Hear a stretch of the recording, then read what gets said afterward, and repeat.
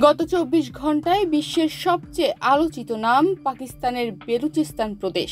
এখানেই ১১ মার্চ মঙ্গলবার যাত্রী বোঝাই জাফর এক্সপ্রেস নামে একটি ট্রেন অপহরণ করেছে বেলুচ বিদ্রোহীরা।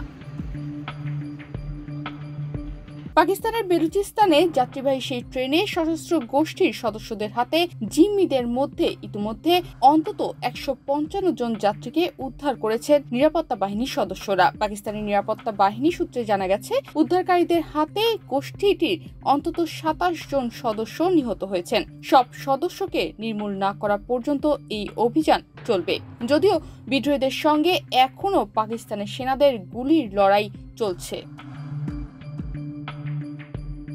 তবে এরকম অপহরণ হামলার ঘটনা পাকিস্তানে এবারই প্রথম নয়। অতীতেও বারবার জাফর এক্সপ্রেসকে নিশানা বানিয়েছে বেলুচ বিদ্রোহীরা।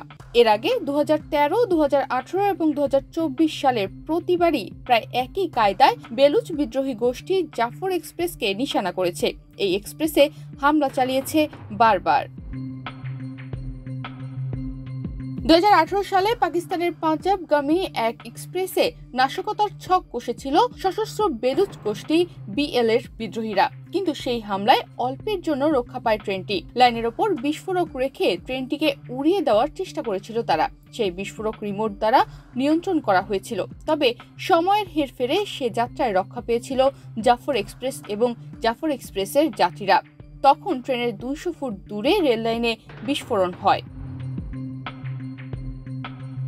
এ কারণে বিশ্লেষকরা মঙ্গলবারের এই হামলার প্রসঙ্গে বলছেন, এটা কোনো বিচ্ছিন্ন ঘটনা নয়, বরং ২০২৩ সালে দুবার জাফর এক্সপ্রেসে একই স্থানে ২ মাসের ব্যবধানে হামলার ঘটনা ঘটে। সেই বছর ১৯ জানুয়ারি সেই বেলুচিস্তানের বোলানেই সন্ত্রাসীরা নিশানা করেছিল ট্রেনটিকে। ওই ঘটনার ১ মাস পর আবার বেলুনেই জাফর এক্সপ্রেসকে নিশানা করে সশস্ত্র বিদ্রোহী গোষ্ঠীটি। বেলুচিস্তানের রাজধানী কোয়েটা থেকে খাইবার পাখতুনখোয়া প্রদেশের রাজধানী পেশোয়ারগামী ওই এক্সপ্রেসে হামলা চালানো হয়। তখন সেই মুহূর্তে মৃত্যু হয় ১ জনের এবং আহত হয়েছিল অন্তত ১২ জন।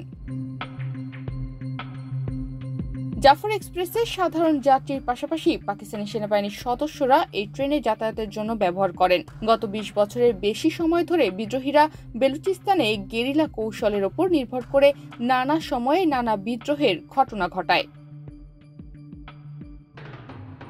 তনিমা রহমান, বাংলাদেশ প্রতিদিন।